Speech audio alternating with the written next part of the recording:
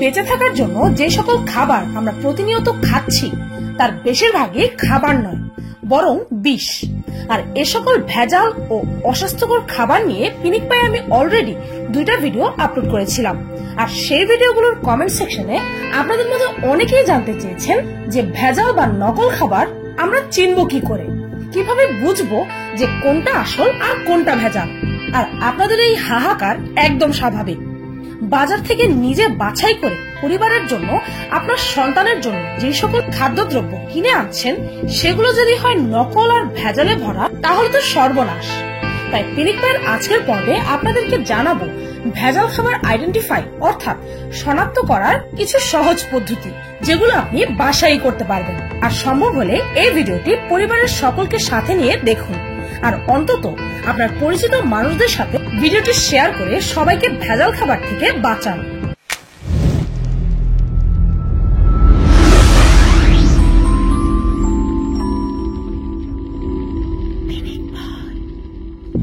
বাঁধাকপি সবাই বলে সবুজ শাকসবজি খেতে, কেননা এগুলো স্বাস্থ্যের পক্ষে খুব ভালো। কিন্তু আজকালকার যুগে অলমোস্ট কোনো কিছুই আর স্বাস্থ্যের জন্য ভালো নয়। বাঁধাকপি যা আমাদের সকলের বাসায় কম বেশি খাওয়া হয়, সেটির ভেজাল ভার্সন তৈরি ও বিক্রি করা হচ্ছে অহরহ, যা কিনা প্লাস্টিক বা মোম দিয়ে তৈরি করা হয়। এই সকল ভেজাল বাঁধাকপি চেনার উপায় আমি বলে দিচ্ছি। বাজার থেকে বাঁধাকপি কিনে আনার পর তার থেকে একটা পাতা ছিঁড়ে আগুনে ছেড়ে দিন। যদি সেটা আসল বাঁধাকপি হয়ে থাকে তাহলে পাতাটা পুড়ে যাবে, যেমনটা হওয়ার কথা। আর যদি সেটা নকল বাঁধাকপি হয়ে থাকে তাহলে আগুনে ধরার পর পাতাটা পুড়বে না, বরং তার উপর কালি পড়ে যাবে। আর আগুন থেকে নামিয়ে সেটাকে আঙুল দিয়ে টানতে থাকলে সেটা ছিঁড়বেও না, বরং এইভাবে প্লাস্টিক ব্যাগের মতো বলতে থাকবে। আর আপনারা সবাই ভালোভাবে বুঝছেন যে কোনো পাতা এইভাবে স্ট্রেচ করা যেতেই পারে না। এই নকল বাঁধাকপি প্লাস্টিক ও ওয়্যাক্স অর্থাৎ মোম দিয়ে তৈরি। আর কিভাবে এগুলোকে তৈরি করা হয় তা আপনি নিজেই দেখে নিন। গরম পানির ওপর মোম ও প্লাস্টিকের প্রলেপ দেওয়া হচ্ছে। আফসোস, রাইস বা চাল, যা কিনা এশিয়ার স্টেপল ফুড, বিশেষ করে বাংলাদেশ ও ইন্ডিয়াতে তো ভাত একটা মাস্ট বি। আর বাঙালিদের প্রধান খাবারই এই ভাত।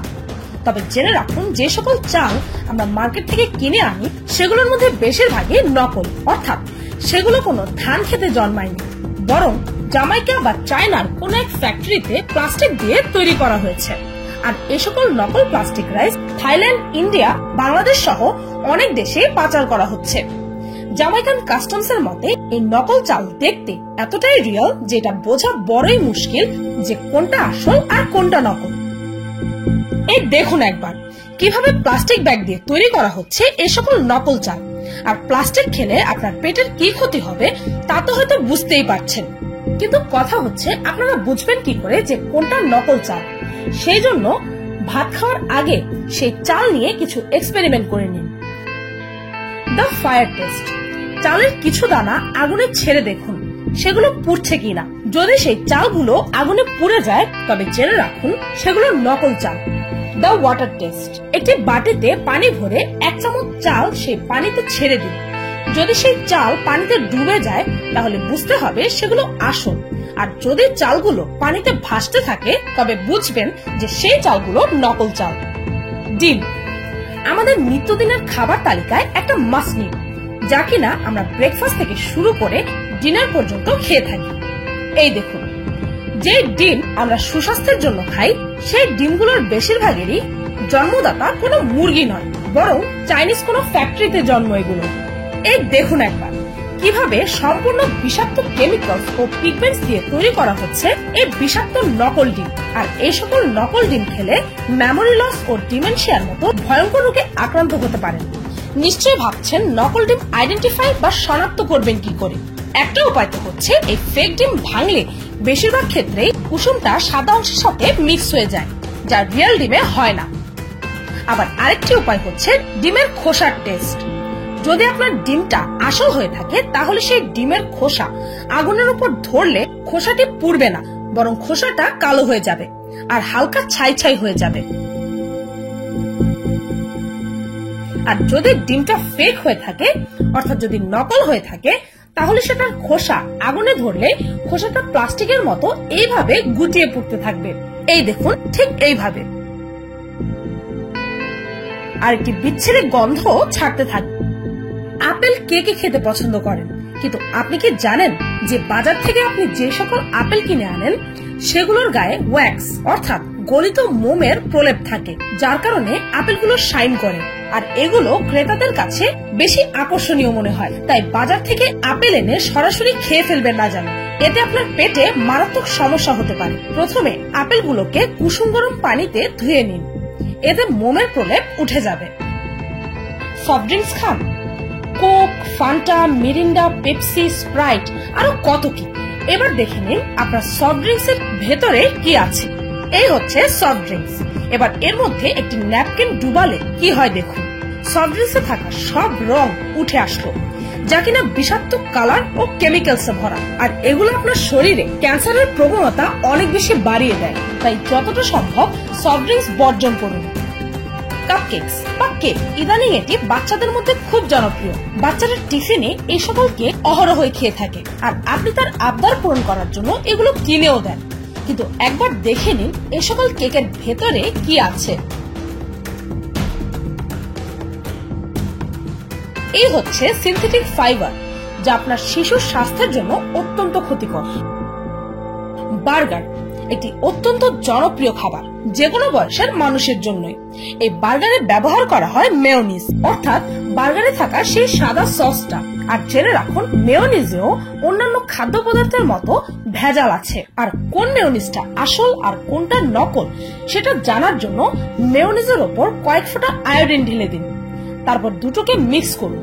যদি মেয়োনিজের সাথে আয়োডিন মিক্স হয়ে কালার চেঞ্জ হয়ে যায়, তাহলে বুঝতে হবে যে সেটা নকল আর বিষাক্ত। আর যদি সেই আয়োডিন মেয়োনিজের সাথে মিক্সই না হয়, তাহলে বুঝবেন যে সেই মেয়োনিজটাই আসল। মধু, যা কিনা প্রকৃতির এমন এক পদার্থ যা কখনো নষ্ট হয় না, আর যেটি অনেক রোগের উপশম করাতে সক্ষম। কিন্তু আফসোস, কিছু অসাধু মানুষেরা এই মধুকেও ভেজালে জর্জরিত করে দিয়েছে। আর আজকাল বাজারের 80% মধুই নকল আর ভেজাল। আর ভেজাল মধু কিভাবে চিনবেন তা আমি বলে দিচ্ছি। একটি পাত্রে সামান্য মধু নিয়ে তাতে ঠান্ডা পানি ঢেলে দিন, তারপর পাত্রটিকে ঠিক এইভাবে নাড়তে থাকুন। যদি মধুর ওপর এমন প্যাটার্ন দেখা যায়, তাহলে বুঝবেন এটা ভেজাল মধু। আর যদি আসল মধু ঠান্ডা পানিতে নাড়ানো হয়, তাহলে মধুর এইরকম হানিকম্বের মতো প্যাটার্ন হয়ে যাবে, যা কিনা মধুর জেনেটিক মেমোরিতে থাকে। যেখানে আসল মধু ডায়াবেটিস পেশেন্টদের জন্য অত্যন্ত ভালো, সেখানে নকল মধু এটি ডায়াবেটিস পেশেন্টকে মেরেও ফেলতে পারবে। চলুন এবার টেস্ট করা যাক বাটারের শুদ্ধতা। একটি গ্লাসে গরম পানি নিয়ে নিন, তারপর তাতে বাটার কিউব ফেলে দিন, আর তারপর কাঠি দিয়ে মিক্স করার চেষ্টা করুন। যদি গরম পানিতে বাটার মিক্স হয়ে যায়, তাহলে বুঝবেন সেটা আসল। আর যদি বাটার গরম পানিতে মিক্স না হয়, তাহলে সেটা বাটার নয়, বরং মার্জারিন, যা কিনা পাম অয়েল দিয়ে বানানো হয়। যদি জানতে চান যে আপনার কেনা চা পাতা কি আসল না নকল, তবে 1 চামচ চা পাতা ঠান্ডা পানিতে ছেড়ে দিন। যদি সেই পানিতে চা পাতার রং ছাড়তে থাকে, তাহলে বুঝবেন সেটা নকল চা পাতা। সিম্পল। মরিচের গুঁড়া বাঙালি রান্নায় একটি অনিবার্য মশলা, কিন্তু আফসোস এতেও ভেজাল আছে। তাহলে বুঝবেন কি করে যে কোনটা আসল আর কোনটা নকল? পানির উপর মরিচের গুঁড়া ছেড়ে দিন। যদি সেটা এরকম দেখায়, অর্থাৎ যদি কোনো রং না ছাড়ে, তাহলেই বুঝবেন সেটা আসল মরিচের গুঁড়া। আর যদি কিছুটা এমন দেখায়, অর্থাৎ যদি পানিতে সেই মরিচের গুঁড়া রং ছাড়তে থাকে, তার ক্লিয়ার অর্থ হচ্ছে যে সেটা নকল মরিচের গুঁড়া। কফি টেস্টিংও কিছুটা এমনই। যদি নর্মাল পানিতে কফি পাউডার ছাড়ার পর সেই পাউডার থেকে কালার ছাড়তে থাকে, তাহলে বুঝে নেবেন সেটা ফেক কফি। কেননা আসল চা বা কফি কখনোই ঠান্ডা পানিতে রং ছাড়তে পারবে না। দুধ, যা কিনা আমাদের জন্য অমৃত। পৃথিবীতে আসার পর আমরা যে খাবারটা সবার প্রথম খাই, সেটি হচ্ছে দুধ। আর বড় হতে থাকলে আস্তে আস্তে গরুর দুধ বা প্যাকেটজাত দুধ খেয়ে থাকি। তবে জেনে রাখুন, দুধও আজ ভেজাল মুক্ত নেই। এখন যদি জানতে চান যে কোন দুধটা নকল আর কোনটা আসল, তবে কিছু টেস্ট করে নিন। লিকুইড দুধ হলে তাতে অর্ধেক দুধ আর অর্ধেক পানি মিক্স করে নিন, যদি মিক্সচারের ওপর ফেনা তৈরি হয় তাহলে বুঝবেন যে সেটা নকল আর সেই দুধে ডিটারজেন্ট পার্টিকেলস মিক্স আছে। আর যদি আপনার শিশুর পাউডার দুধ টেস্ট করে নিতে চান তাহলে সিম্পলি একটু পাউডার দুধে হালকা আয়োডিন মিক্স করে দেখুন। যদি সেই পাউডার দুধের কালার হলুদ হয়ে যায় তার মানে সেটা আসল দুধ, আর যদি সেটার কালার কালো হয়ে যায় তার অর্থ হচ্ছে সেই দুধে ভেজাল আছে, অর্থাৎ স্টার্চ মিক্স করা আছে। এটি করার কারণ হচ্ছে দুধের কোয়ান্টিটি বাড়ানো, আর এই দুধ আপনার শিশুর শরীরে ফুড পয়জনিং এমনকি ক্যান্সারের প্রবণতাও বাড়াতে পারে। চিনি, নকল বা ভেজাল চিনি চেনার জন্য একটি গ্লাসে 1 চামচ চিনি ঢেলে দিন। যদি সেই চিনি পানিতে ডুবে যায় তাহলে সেটা আসল, আর যদি চিনিতে চক পাউডার ও অন্যান্য ভেজাল মিক্স থাকে তাহলে সেই চক পাউডারটা পানির উপরে ভাসতে থাকবে। ডিফারেন্সটা নিজেই দেখে নিন।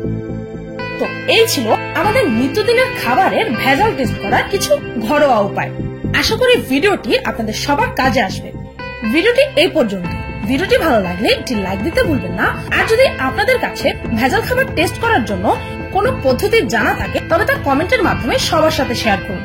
আর হ্যাঁ, আমার এই ভিডিওটি বেশি বেশি মানুষের সাথে শেয়ার করে সবাইকে সতর্ক করে দিন যেন সবাই ভেজাল খাবার থেকে মুক্ত থাকতে পারে। আর আমার চ্যানেলটিকে সাবস্ক্রাইব করুন প্রতিদিন এমন সব অদ্ভুত ও মজার সব ভিডিও দেখতে। আজকের মতো পর্যন্তই, দেখা হচ্ছে পরের ভিডিওতে।